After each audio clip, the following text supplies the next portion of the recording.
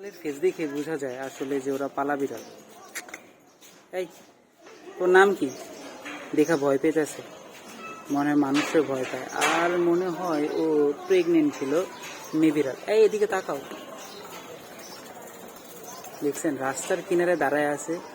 আসলে বিড়ালগুলো যারা বাসার পাশায় পালে তাদের উচিত ক্যাট প্রুফ করা। ক্যাট প্রুফ মানে হচ্ছে বিড়ালকে, দেখছেন ও ক্যাট প্রুফ না, বিড়ালকে একটা বাসার জালি দিয়ে দেওয়া। এতে কি হয়, বিড়াল আপনার বাসা থেকে লাফ দিবেন, ও বারবার পিছে তাকাইতেছে, ভয় পেতেছেন আমি ওর উপর আক্রমণ করে দেয়। হ্যাঁ, এতে কি ওই জালির বাইরে যাইতে পারে না, এটার ক্যাট প্রুফ বলে।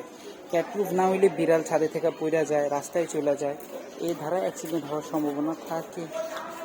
এই টাকা টাকা টাকা আমার পাত্তাই দেয় না, আমার পাত্তাই দেয় না, দূর।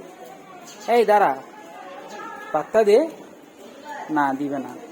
আসবি, আদর নিবি, নিবি। ফিমেল বিড়াল।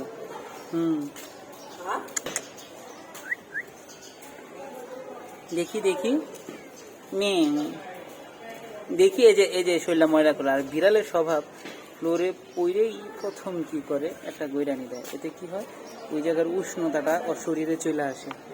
এই এই তোরে তো আমি চিনি, তুই বাসায় থাকোস না, তুই বাসায় থাকোস। হ্যাঁ, দেখি ভয় পায় রে, ভয় পায়।